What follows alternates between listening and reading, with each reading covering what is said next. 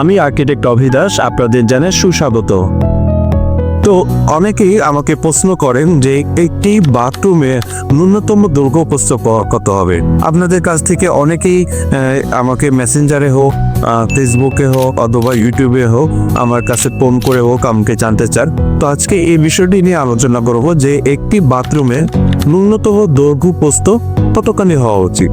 তো দৈর্ঘ্য প্রস্থ যদি আমরা রেফারেন্স অনুযায়ী আপনাদের সাথে কথা বলি, তো 2008-এর যে ইমারত বিধিমালা আছে, সেই ইমারত বিধিমালা অনুযায়ী বলা আছে যে একটি বাথরুমে যদি বেসিন ওয়াটার ক্লোজেট এবং বাথরুম একটি স্পেস থাকে, সেরকম একটি বাথরুম অবশ্যই এটি প্রস্থ ন্যূনতম 1 মিটার হতে হবে।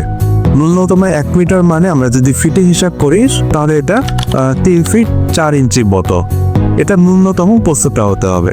এবং এরিয়ার কথা বলা আছে ন্যূনতম বর্গ মিটার হবে 2.75, এটি হচ্ছে ন্যূনতম এরিয়াটা হবে। তো আমরা যদি এটাকে স্কোয়ার ফিটে হিসাব করি তাহলে সেটা দেখা যায় যে 29.6 স্কোয়ার ফিটের মধ্যে একটা স্পেস আসে।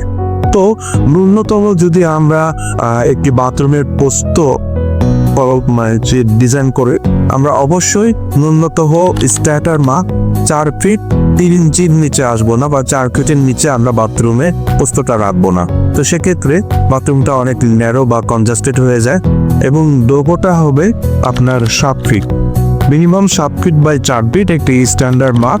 তো আমরা যদি চাই যে একটি বাথরুমের দৈর্ঘ্য প্রস্থ একটু বড় করে আমরা বাথরুমটি লাক্সারি ভাবে ডিজাইন করতে চাই, আমরা চাইলে সেভাবে একটি লাক্সারি বাথরুম ডিজাইন করতে পারি। আমাদের কমফোর্ট জোনে যেভাবে চাই আমরা সেভাবে কমফোর্ট জোনে আমরা সেভাবে ব্যবহার করতে পারি।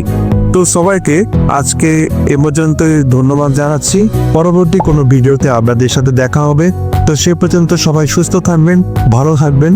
সবাইকে ডিজাইন বিতে স্বাগতম জানিয়ে আজকে এ পর্যন্ত বিদায় দিচ্ছি।